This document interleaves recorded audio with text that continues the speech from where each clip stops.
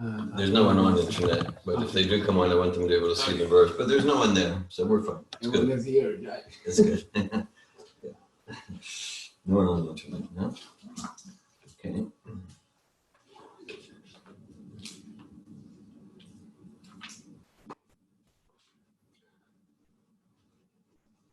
Om Namo Bhagavate Vasudevaya. Om Namo Bhagavate Vasudevaya. Om Namo Bhagavate Vasudevaya. Om Namo Bhagavate Vasudevaya. Om Namo Bhagavate Vasudevaya.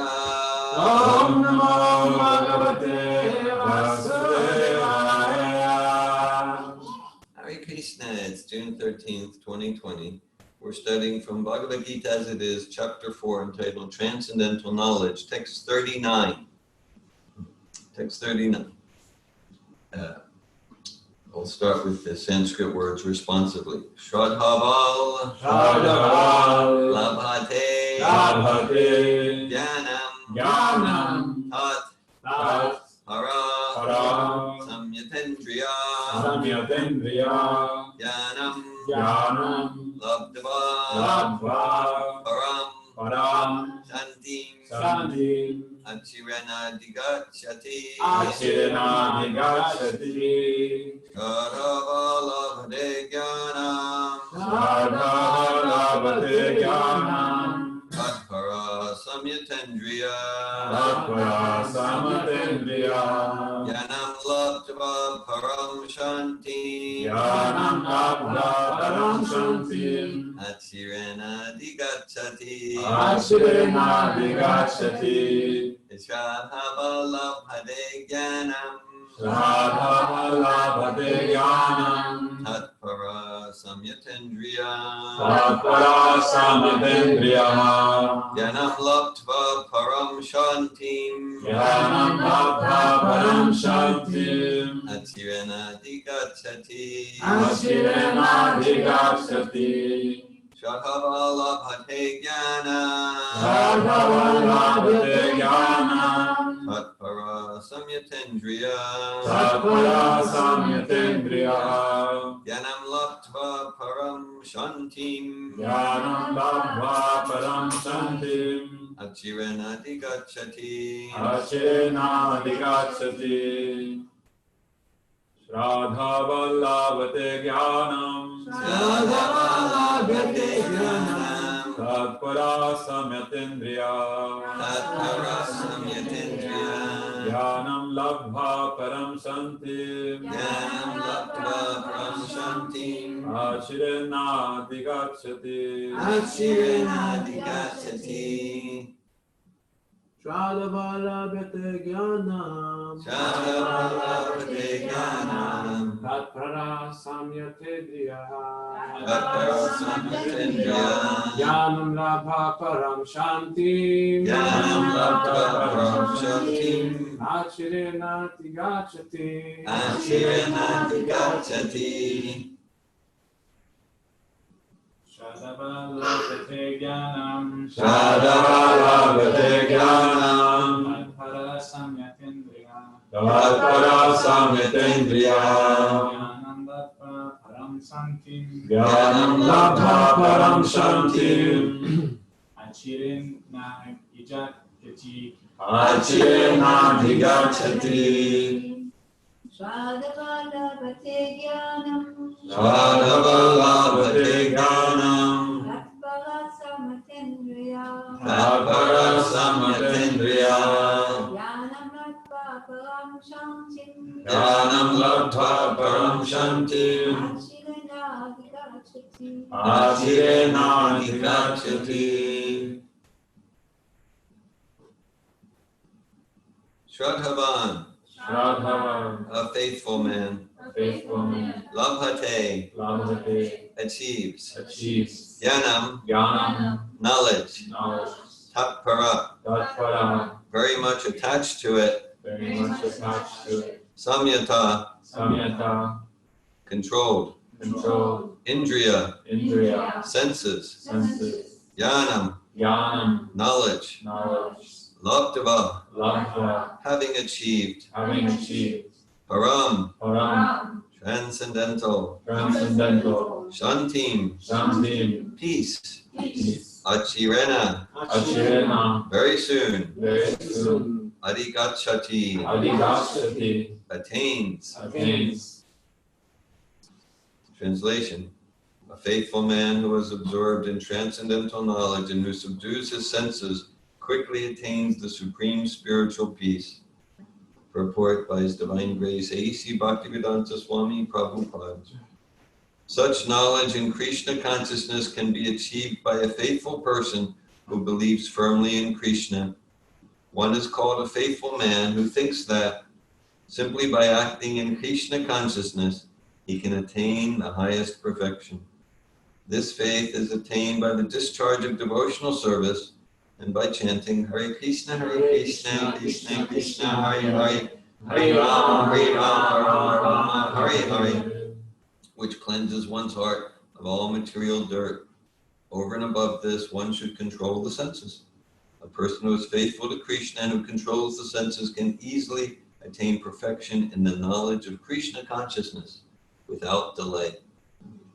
Om Ganatimirandasya Gananjana Shalakaya Chakshuranmilitam Yena Tasmai Shri Gurave Namaha Shri Chaitanya Manobhishtam Stapitam Yena Bhutale Swayamupakadamayam Darati Svapadantikam Vandeham Shri Guru Shri Yukta Padakamalam Shri Vigun Vaishnavamscha Shri Rupam Sagrajatam Sagana Raghunatam Vitam Tam Sajivam Sadvaitam Savadutam Pravijana Saitan Krishna Chaitanya Devam Shri Radha Krishna Kadan Sagana Lalita Shri Vishakan Vitamscha He Krishna Karuna Sindhu Dinabandhu Jagatpate Gopisha Gopika Kanta Radha Kanta Namostate Tapta Kanchana Govande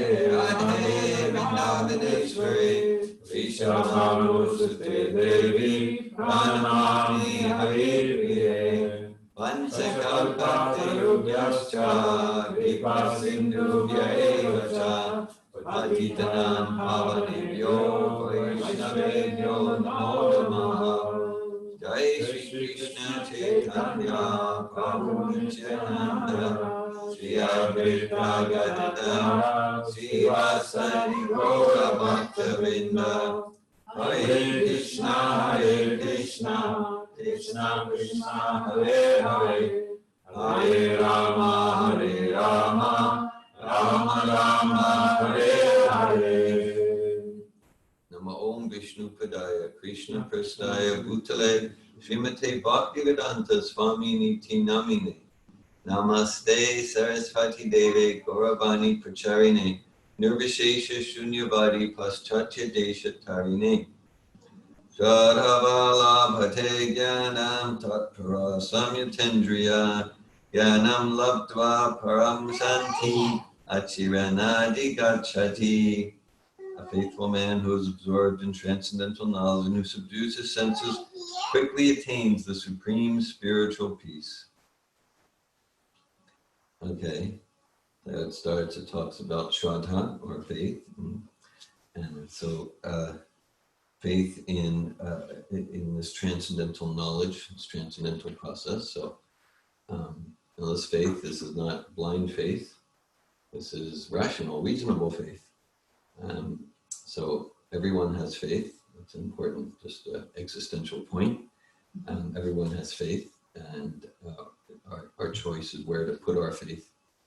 And so this transcendental knowledge here, and this transcendental knowledge, that to the extent that we're able to use logic and rationality to see what's true, this is all quite rational and intellectual. And then, of course, there is knowledge that is beyond the purview of our senses, and that's revealed knowledge, Shabda Brahman, And so through, we're encouraged, we're discouraged from blind faith. We're also discouraged from being shut down and cynical. Open-hearted, open-minded spirit of inquiry. And then we say that, yeah, like, Dihinos minyata dehe komaram yavanandra tata dehantara prapti dirasta tranamuyati. As the embodied soul continually passes from childhood to youth to old age, the soul similarly passes into another body at the time of death. So that talks about it's transcendental knowledge. We are transcendental beings. We are transcendental beings. We're not the body. We're nothing temporary. We're transcendental to matter. So that's an ABC fundamental of transcendental knowledge. And so it's empirically verified. The body changes and there's some constant identity. Okay, yes, the body completely changes from childhood to youth. Where's our childhood body now? Other than Prema Leela, she's inhabiting that childhood body right at this time, toddler body, there it is.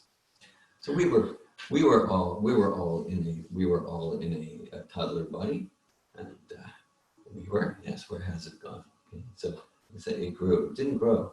Actually, there's not one atom in our body now that was there in the toddler body. Completely changed. But still there's some constant identity. I call David. You call Marie. You call Sheena. Okay. So this is transcendental. We are transcendental beings. That's like the first part of transcendental knowledge. So the trust, yeah, okay, yeah, that makes sense. So transcendental knowledge is that we understand the transcendental reality and the interrelationship between the parts. Bhakti-yoga-manasi, samyapani hitei malay. And apashat pusham purnam, mayam chayad apashray. So that, yes, so okay, look, 4 parts. Okay, let's look at 4 parts from now. Okay? So that we are the transcendental jiva soul that inhabits the body. We are the transcendental jiva soul. And then there's the supreme soul. And there's the supreme soul, God, Ishvara. And then there's the material energy. Okay, and then let's call it the fourth element. Fourth element is, we'll call it bhakti.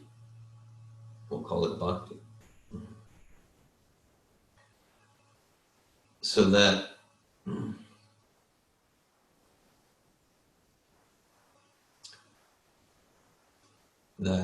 in this process given by Bhagavad Gita,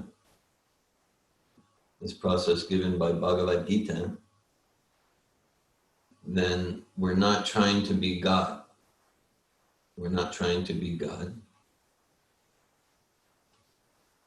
That's not the goal, to be God. It's about realizing our position as servants of God. So this is transcendental knowledge. This is the first, we're transcendental. Ishvara, God, is transcendental. And Yaya Samo Hito Jiva Atmanam Sri Gunatmakam Paropi Marota Narta Tadkritam Shalipajiti. That we're misidentifying our transcendental self with matter, with Maya, with the 3 modes of nature. And as a result, we're the opposite of what this verse says. We're not peaceful. As a result, we're not peaceful. We're in anxiety all the time. if we experience for a few minutes some little bit of relief of anxiety, we say, I'm happy. But that's not positive happiness. That's not positive happiness. It's just some temporary, relative, like, okay, my misery is at like 80. Wow, but today I was like at like 65. I'm doing good. But that's not the positive happiness of the soul. So we miss it. So it's like, say, this is important. But like, it doesn't get more important than this, right? Because this is getting to the root cause of our anxiety, our fear, our pain, our envy, our jealousy. It doesn't get more important than this. Vayam jitye bini shita syat. That to the extent that we misidentify the self with matter, with the material body, we will be in anxiety, fear, terror, and then we can mask it. In the advanced course, we start with the whole mask imagery, things like that. And that's what it's about. No, I'm doing good. Okay, so the actual peace, the actual bliss of the soul is realize who we are as transcendental, actually to realize it. Okay? And there's a lot of talk, well, all the time, but there's racism and sexism like that. So I'm trying to think about it. And it seems to me like this is the definition I get of the isms. That if I'm seeing you as your body, I'm seeing you as yellow, red, white, I'm seeing you as French, Italian, Peruvian, Canadian, Israeli, Arab, Jew, Chinese. Yeah, American, woman, man. If I'm seeing you as your body, okay, then I'm a racist, and I'm a sexist, and I'm a nationalist. This to the limit of my intelligence to figure things out, then this is my understanding. Like if I'm thinking that you are that body, and I relate to you as that body, then I'm a racist and a sexist and a nationalist and whatever other ism there is. Now that might mean, if my definition has any validity here, that's what I call it my definition. But if it has any validity, it might mean that at least some, if not many of those who are fighting the hardest against racism and sexism are the biggest racists and sexists. I know, that's just what it seems to me. And so I'm just doing my best to apply my intelligence to this thing. Racist, sexist, national, speciesist. I had correspondence today. Someone has been corresponding with me based on an article I wrote more than 20 years ago. I published it more than 20 years ago. It's called Social Work and Speciesism. And I'm embarrassed to say this. So I think this person been writing me for like a few years. And I always thought he was a man. But, she's actually a woman. But she's from part of the world, some far east country, and I'm just not familiar with the names. But somehow I just assumed. So. You're in trouble. Yeah. You're in trouble. Yeah. So anyhow. But even if you identify her as a woman, you will be in trouble. I just want to say that. Either way, okay, yeah. And I'm just embarrassed. I just admit I'm embarrassed about that one. So anyhow, but she's getting like some graduate degree in social work, and I wrote an article. They teach this article in universities and things like that. called social work and speciesism. Yeah, they do. And so but she's asked me a lot of questions over the months and years, and I responded about animals, and social work, and because she read the article, and I kind of show a relationship about like there's many who've like fought against slavery in the 1800s, and they realized the connection. Like, yeah, if we treat animals like that, because they're in a different sort of body, that like you're in a different sort of body, you're different than me, I'm this body, you're that body, we have different sorts of bodies, so I'm going to hate you and I'm going to brutalize you and victimize you. So there's many great thinkers who made these connections with our treatment of animals. And then, so she said, at one point she wrote, this was a few months ago, she wrote, well, how do you apply this to not be a speciesist in your life? Oh, I thought about it. And one thing I didn't even think to mention it, but I mentioned, well, after like 40 years, I'm like vegetarian. And she wrote, she said, wow, that's amazing. Because she's from a part of the world where it's just like, so even though she's like a champion for this whole, but she said, no, you actually don't eat meat. Wow, that's amazing. And so, and she sent me pictures. She has dogs and cats and things like that. No, so this gets to the core of it. And it's good. She's very sincere. She's open-minded. She's looking at it. And I wrote, I said, okay, so that's just like, red people are bad, yellow people are good. That's the thing. So, dogs named Fluffy, and cows, dead cows on my dinner plate. Why? What's the logic behind that? What's the logic behind that? Thank you. Relationship. Yeah, because I have affection for Fluffy and Rover. Yeah. Okay. Because they are not food. Yeah. Rover and Fluffy Yeah. are not food. Right. Well, in some parts of the world they are. Okay. So you're saying that you're better than the people in those some parts of the world. They want Rover on your dinner plate. Yes. Yeah, they want. Yeah. No. So this is what I mean. So this is if we're really interested in universalism, universal peace, then yeah, we want to not see people according to their gender, and not according to the color of their body or their political party or their nationality or their age.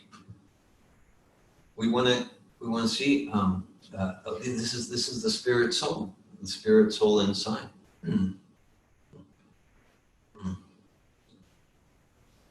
So this is the platform of universal peace. And the why stop at all humans? Why not extend it to other species too? Why not extend it there? So this begins with trust, faith, and it ends with the supreme spiritual peace. The supreme spiritual peace. And so, if we're starting with falsity, the falsity that I am my body and you're your body, if we're starting with untruth, right? Isn't it just like if we're lies, if we're lying and we're caught in a web of lies, then we're always in anxiety. Am I going to be found out? Sometimes in the cynic's dictionary, confidence means I've made it through another day and no one's found out. No one's discovered. So when we're living untruth, then we're in anxiety. So we're living the untruth. That I am this body and all the designations related to this body. And so we're going to be in anxiety. And so peace means I'm knowing, not just contemplating, but I'm realizing who I am. And I'm acting according to it. Because this is, when it's talking about transcendental knowledge, the word in English can sort of indicate like a cognitive, like I memorize some data. But we're talking here really realized knowledge. These final verses of the whole chapter 4, and then these last 10 verses or so, it's just like, going to an epiphany of realized transcendental knowledge. And this is the soul awakening to the soul, or the soul awakening to Supreme Soul. There's the well-known verse, a few verses back, that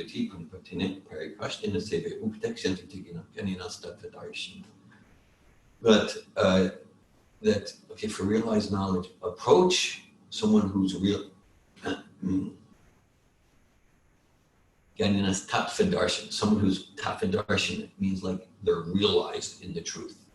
It's not just, they memorize something cognitive, but they're seeing the truth. We talked about this yesterday morning, right, in response to Eze's question, okay, about it's the soul, the soul having a direct experience, tatfadarshan, having a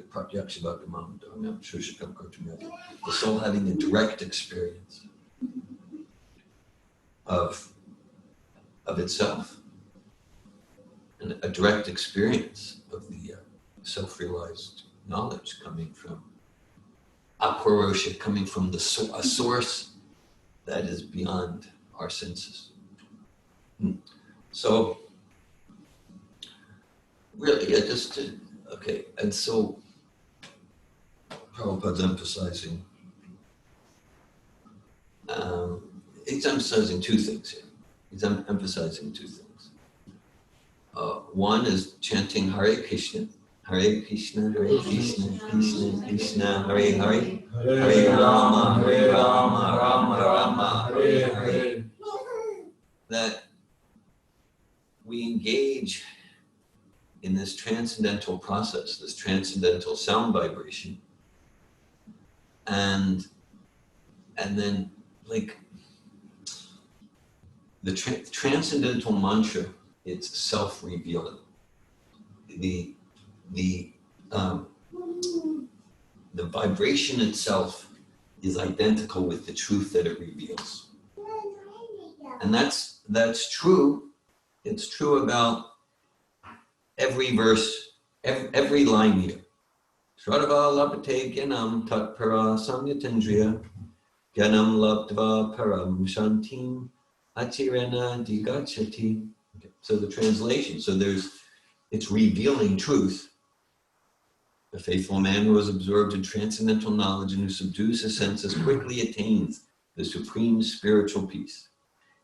So the Sanskrit words reveal the truth. And even if we didn't read the English translation, which is also transcendental, the Sanskrit vibration itself, it is that truth that it reveals. So it's the same with the Maha Mantra. The Maha Mantra is Bhakti Yoga. We sometimes call it, it's a prayer for service to God, and it's the answer to a prayer simultaneously. So absorbing ourselves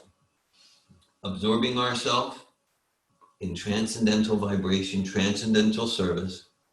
And then the other thing emphasized here is one should control the senses. That's who subdues his senses quickly attains the supreme spiritual peace.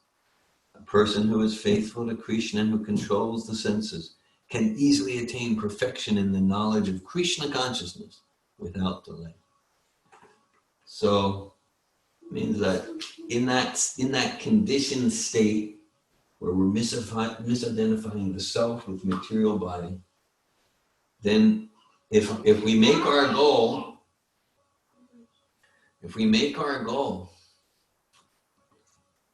to realize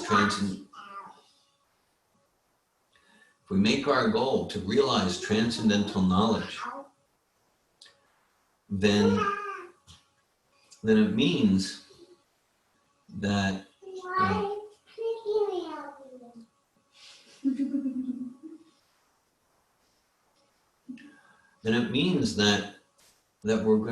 we're gonna make effort to regulate our senses.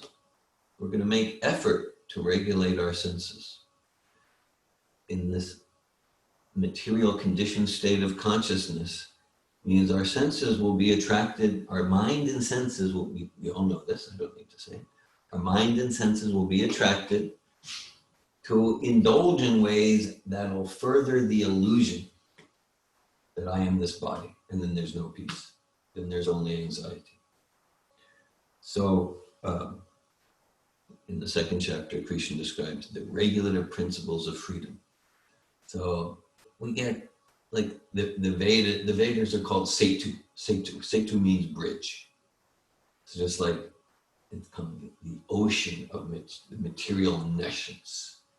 Itam sastaya paratmanishtam adya siter tamapuver mahadbi tamo tarishasi durantapakam tamo mukundan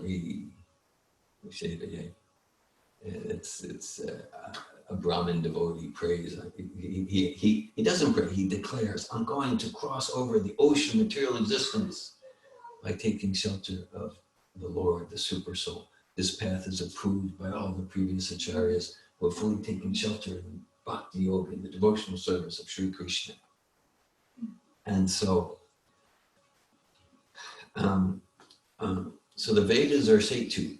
The Vedas they're a bridge from the ocean of material nescience to the other side of the Viraj River, to full absorption in transcendence, in the pastimes of Krishna. And so it's an interrelated two-part plan, regulating our senses.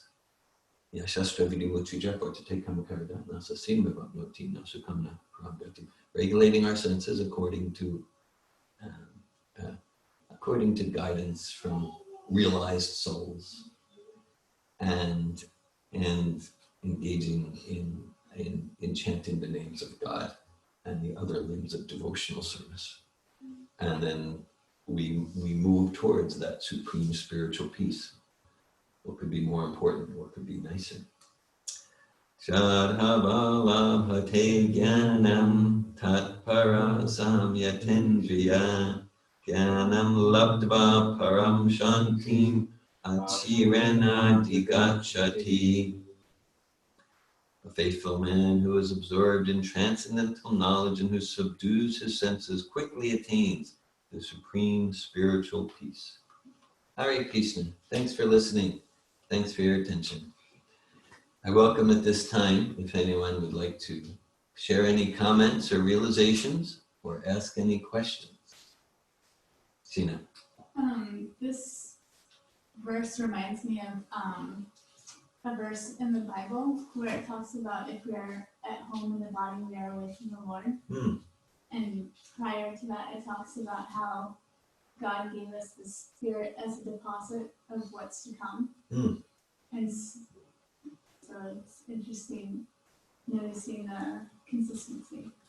Sounds like a complete parallel. Yeah. And I really like the words of that if we're comfortable, it's like we shouldn't be comfortable in this body.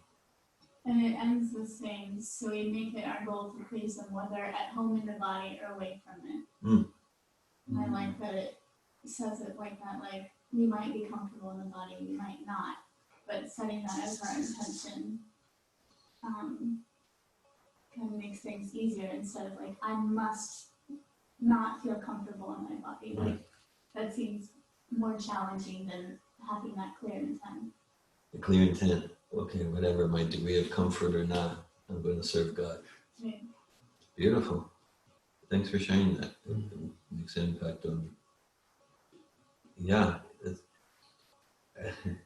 For most who come to like any sort of like serious path of God consciousness, we often hear kind of like, I sort of always had a sense that like I don't belong here. Like and that's it. Like this is being trapped in a material body. It's like a fish out of water. And if we have a little consciousness, we might not quite understand everything, but we have like, this isn't not my real home. Thanks for sharing that, Sheena.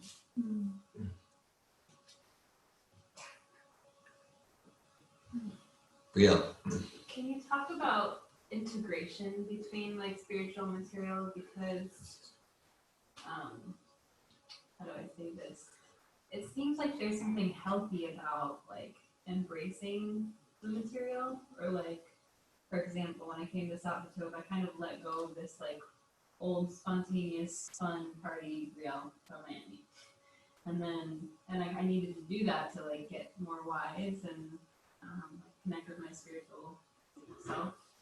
And then over the past month, it's been more of like feeling like that part of me is coming back, but in a more integrated way. But like, why? I'm like, if all that matters is the spiritual, then like, why does it feel like somehow there's some healthiness with that? Like to like own one's personhood in this body, but there's some kind of spiritual health in that.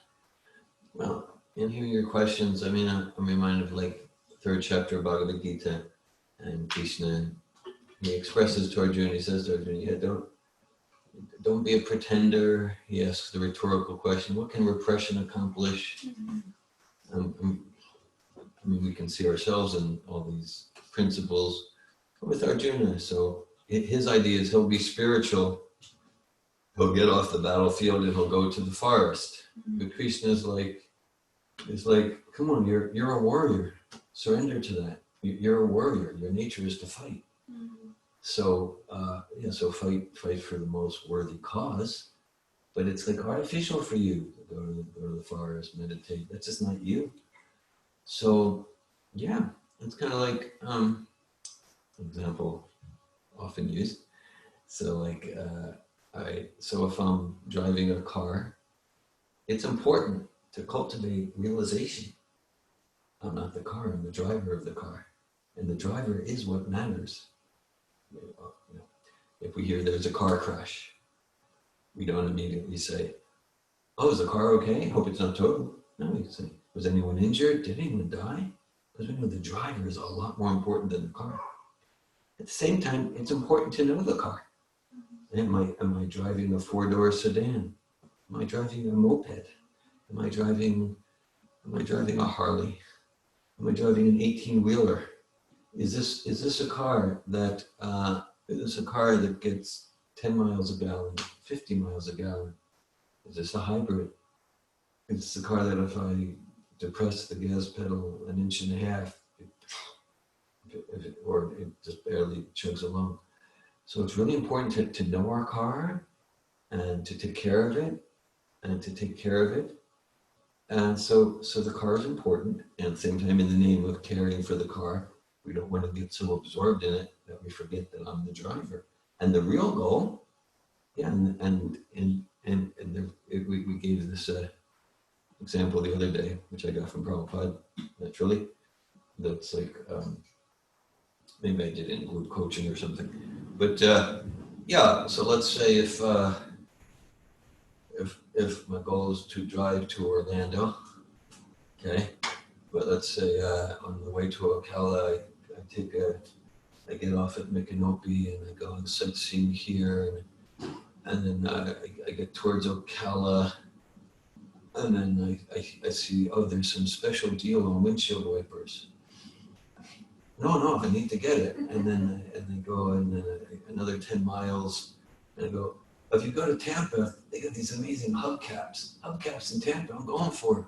Okay, and then whatever, and then it's like 4 days later, and I'm in Alabama, and because there's this special deal on detailing. I don't even know what detailing is, but whatever. And so and then like, what was my point exactly? Orlando. Oh my God. So in the name of taking the car, let's keep purposeful to the transcendental realization and care for the car, and of course, in the Vedas that's called the Varnashram system. That's called the Varnashram. To hold how to apply the Varnashram system from 5,000 years today. But in principle, let's know our psychophysical nature, engage it, be happy materially and emotionally and intellectually, and then we're happy, and then we're enthusiastic for the transcendental process. Thank you, Bria.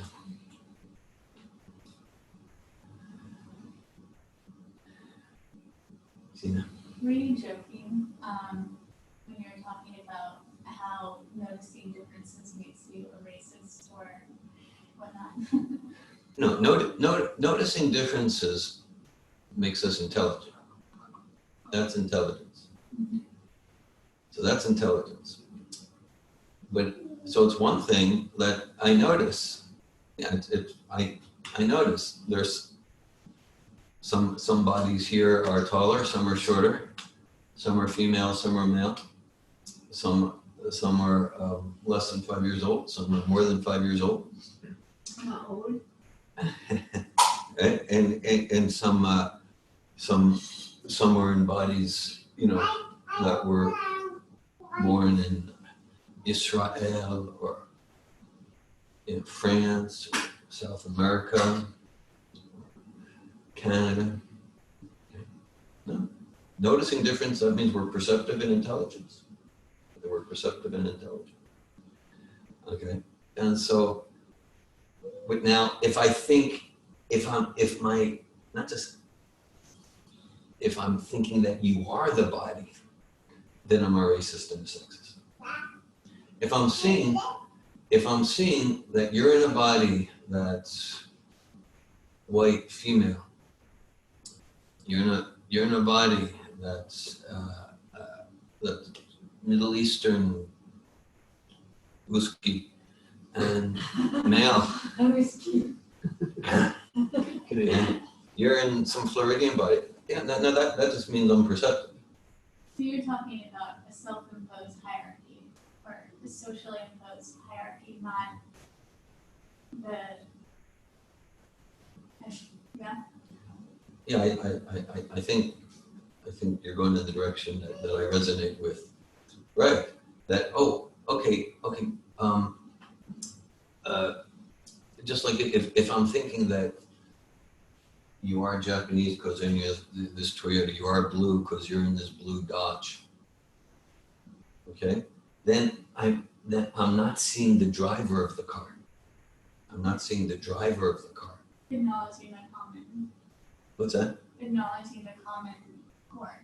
Yeah, right. Yeah, and that's the spirit soul to take it out of the analogy. And so, I shared this at last Monday's group coaching. Well, I shared about, this was more than 9 years ago. We had a Sappho radio show, and we had like 60 shows, and the first show was early in 2011. Happened to be on Martin Luther King Day, right? And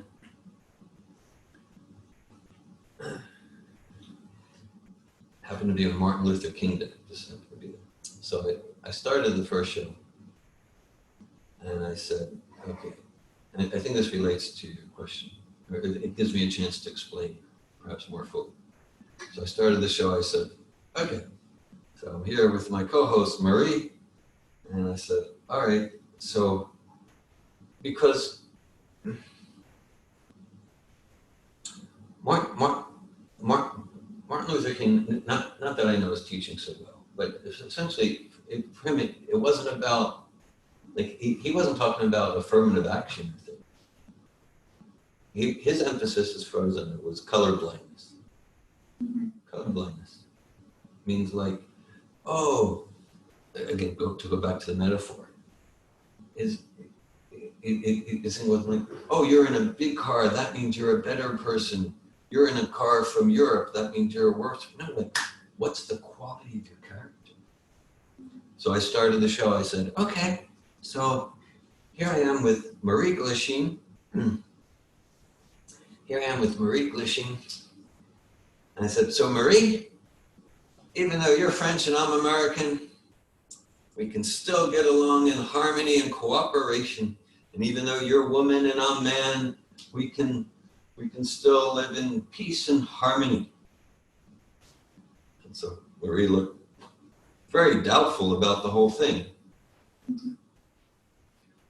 I said, well, so if you're with me in this. So I said, right.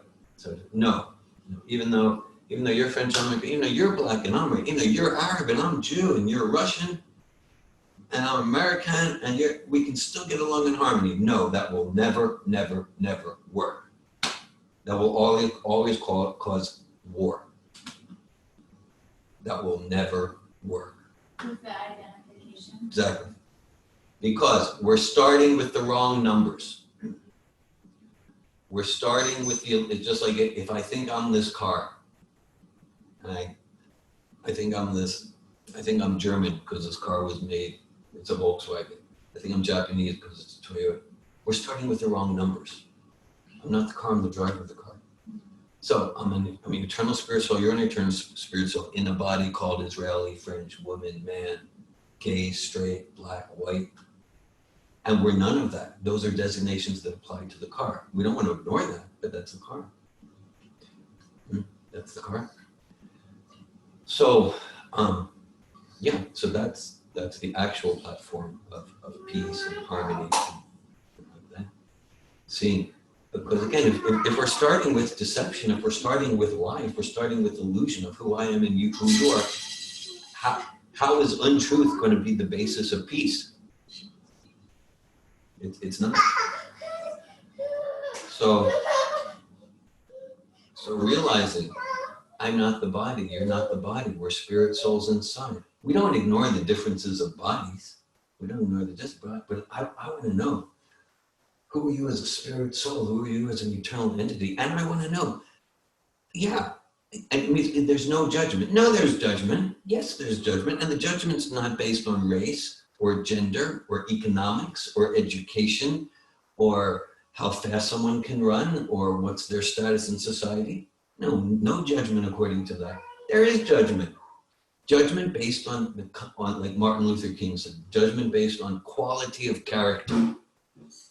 Now, there could be judgment and we're always loving, but I want to see what's the quality of the driver of the car. I don't care what kind of car you drive. What's the quality of you as a spirit soul? I don't care if you say you believe in God and you're a religious person. How godly are you? How godly are you? And if you're this just like inspiring, you have all these godly qualities, and you're in a black body, a white body, a woman body, well, that doesn't matter. And if your qualities are full of hatred and selfishness and greed and lust and deception, then I don't care if you say you believe in God, I don't care if you're a white body, black body, then I'm not impressed and I can always keep my distance. Do you feel that that's more idealistic than realistic though? No. Because we live in a world where most people don't operate under that same intention. Well, we're here to change the world. But can you change the world without acknowledging the injustice? Of course we acknowledge the whole Sophitos thing. Where is it founded? It's founded on empathy. Empathy for pain. Empathy for pain. And empathy and compassion. So that's the end goal. That's not where you would start. And this consciousness that we're talking about and endeavoring to cultivate realization of, yes, this is the consciousness for universal peace. This is so let's say if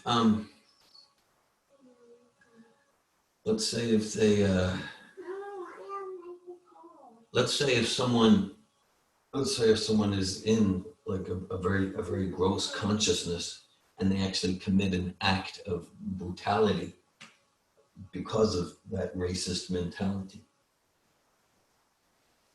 So the person who does that is a spirit soul and a servant of God. And I want to cultivate, maybe they should be in prison or the electric chair or whatever. But I want to see them as a spirit soul, because here's the thing. If I'm not seeing them as a spirit soul who's in a lot of pain and illusion, then I'm contributing to the problem. Right. Right, I'm contributing to the problem. And so, yeah, so they're spirit, soul, and we can, it would be natural to feel like really sad for that person that they're so alienated from themselves. And so, yeah, we want to see things as it is. We're not to have blinders on.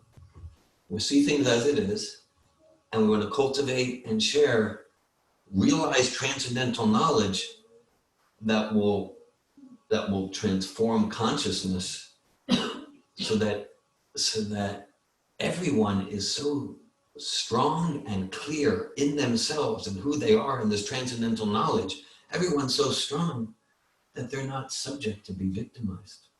There's in Prabhupada's movement, there was well, and I say was because he passed away maybe about 15 years ago.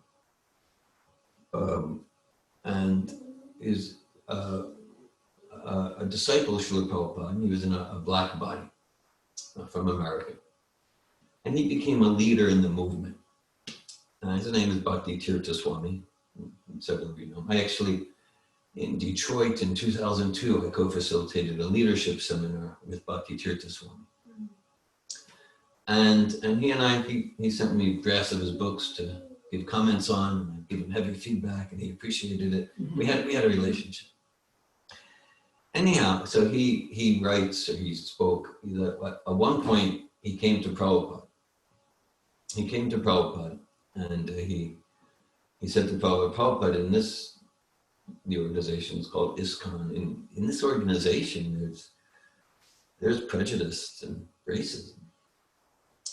So Prabhupada said, because Bhakti Chishan, he's in a black body. So Prabhupada said, if they're treating you like your body, that's their nonsense. And he said, and if you're disturbed by it, that's your nonsense.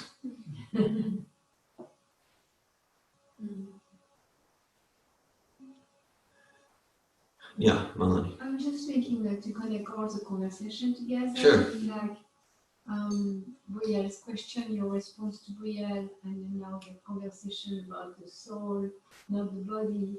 But so there is a soul in the body, and we don't want to relate to people as their body, the color of their body, Yeah. or whereas, as a car. But at the same time, there is a psychophysical nature. Yeah. Yes. And then the psychophysical nature, I think that's what Martin Luther King says, character. Yeah. And we want to discriminate on that platform too, as at least like what I understand from Srila Goswami, Srila Upanishad, different places of interacting with different people. And Yeah. like as spiritualists, our responsibility is to act in ways that support others' spirituality. Yeah. Wherever we are on scale, still it's a responsibility that's been given to us by Lord Chaitanya. And then part of that is really to understand people's psychophysical nature to be able to guide them. So just thinking like that's nothing to do with the color of the skin. And still it has to do with the cat. Completely, yeah. I mean, I'm reminded. It is said about parents that parents treat all their children equally by treating them differently. Right? So equally, so that a realized person treats everyone equally as servant of God, and I'm going to treat you in such a way such that you'll awaken to deeper self-realization and love of God. And that means for some I might make a joke. For some I might share some philosophy. For some I might give you some heavy feedback. So yeah, we treat everyone equal as spirit, soul. And that means, according to their psychophysical nature, We are going to treat them differently. Yes. So it's according to the car, but like what we are looking at the car is like the real external covering of the car. Yeah. Like we simply like it's not even a Peugeot or Volkswagen or it's just a blue car or red car. Like it's on a super surface level. Yeah. We are not looking at the psychophysical nature. Like Yeah. we will be like okay, that's a 6-cylinder, super. To go more to the subtle body. The more subtle body, yeah. Because on that level also, there is an importance.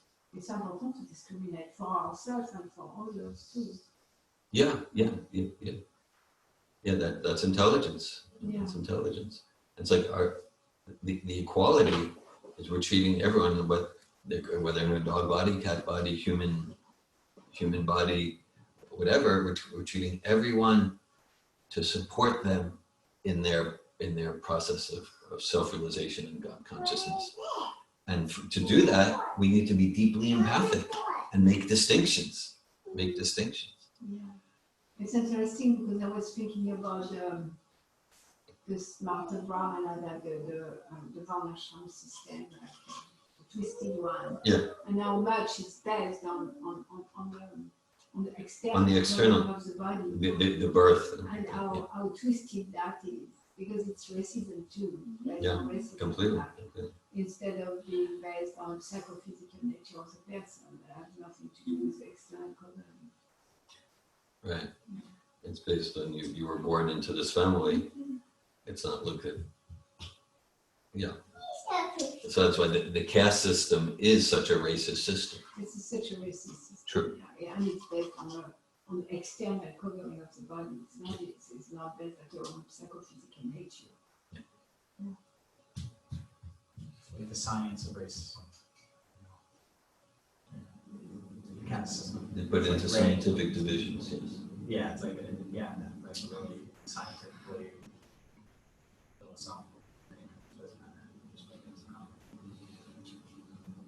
I think I thought yours, like, being dismissive, like, that's kind of their problem. We should relate to them as their external situation. But it sounds like you're saying that when we take a stand, we're taking a stand for the spirit soul. Yeah. Not for what's happening more superficially. Yeah, and my personal service is a lot connected with consciousness raising. So if someone is like rich in this transcendental knowledge, they're not going to be susceptible to be disturbed by different idiocy going on, and they'll continue to live their life purpose with full enthusiasm. It doesn't mean that we're ignoring what's going on. And I guess my emphasis is transformation of consciousness to realize who we are as the driver and not the car. For me, that's where I'm endeavoring to direct my endeavor. Now, someone could be focused on consciousness, and their service is to go on a protest. I'll share. Last Monday, we had some experience. We had some group coaching, and it was a very touching experience for me. And right at the beginning of the group coaching, I shared somewhat similar to what I'm sharing here about consciousness. I shared about the radio show, and the first two who shared, because I said, okay, who'd like to share? What's happening? The first was a young woman in a black body, and she shared how she went on a peaceful protest, and she shared how her focus was consciousness raising. And then the next one to share was a young man in his 20s in a black body in another part of North America, and he shared how he went on a peaceful protest too, and he was so grateful for the principles of consciousness that he got through Sophito over the past 2 years of his life, and they both shared, both the young man and the young woman, they both shared how they both were leaders in the protest, and not like by position or title, but just they were naturally leaders, and they both said like neither of them had any anxiety. They were speaking in front of big groups just because they knew what they were doing and was based on consciousness transformation. And their main part of their sharing was grateful for what they've gotten through Safatov, through Bhagavad Gita, through chanting Hare Krishna. And what happened for me, what's happened for me is, wow, if the, I feel so, I feel so inspired if protests and social change are led by people in that consciousness, then that is so inspiring.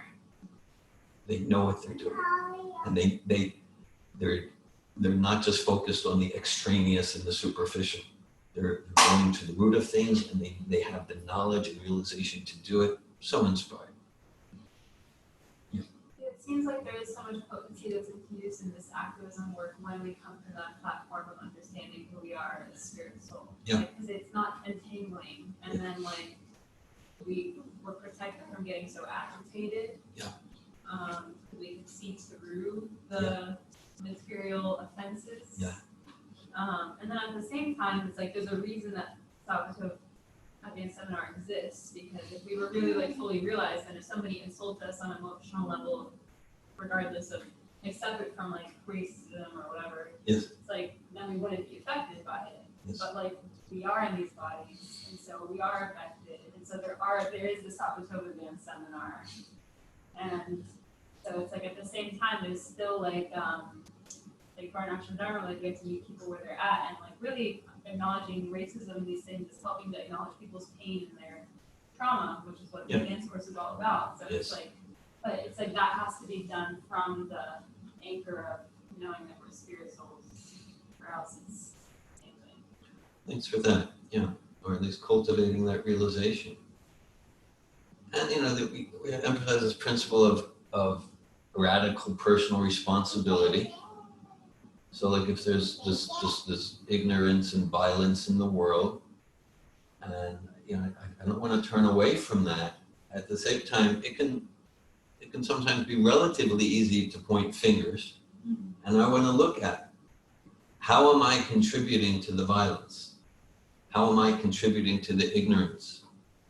I want to look at that, not to avoid confronting others where others need to be confronted, but to the extent that I'm really clean and honest, and to the extent that I'm humbly and courageously looking at how I'm contributing to violence, then whatever stand I take, whether it's a quiet stand, whether it's this kind of stand, whatever stand I take, I'm going to be potent to the extent that I'm really looking honestly at myself. And if not, then if I'm not looking at myself, how am I contributing to the violence? Then I'm probably more a part of the problem than the solution.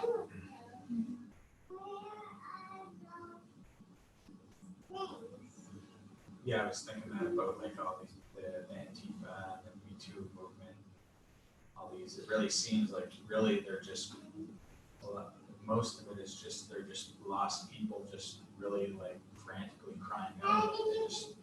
They're so frustrated and agitated inside of themselves. They don't know how to process their emotions. That's why a lot of it doesn't really make sense. And, I mean, the words that they're saying, but yeah, to me, it just seems like they just want to be heard, really, they just want to be heard.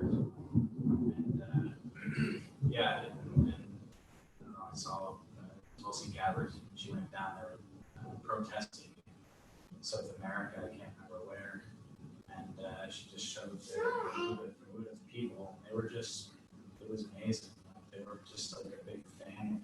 It was just peaceful and wonderful, and you just feel how everybody was there with each other, and it was potent. It was like, I really appreciated that she showed that on there, just connected with also what the Salvatore was teaching, but I really appreciated that she put that on there just to show an example. She's don't have to be out to point the finger. I mean, she does. If people are out there doing really bad things, she's not afraid to address that, but she really just showed what it can be like when people come together and just powerfully just go out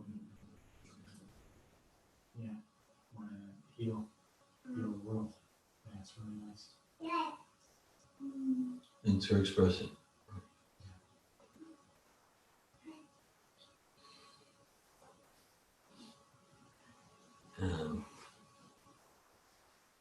It's 8:18.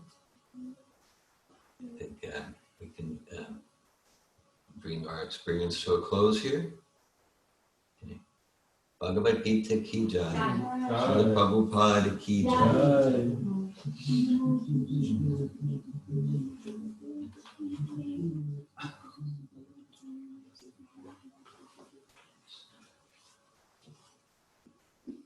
Is it Prashant?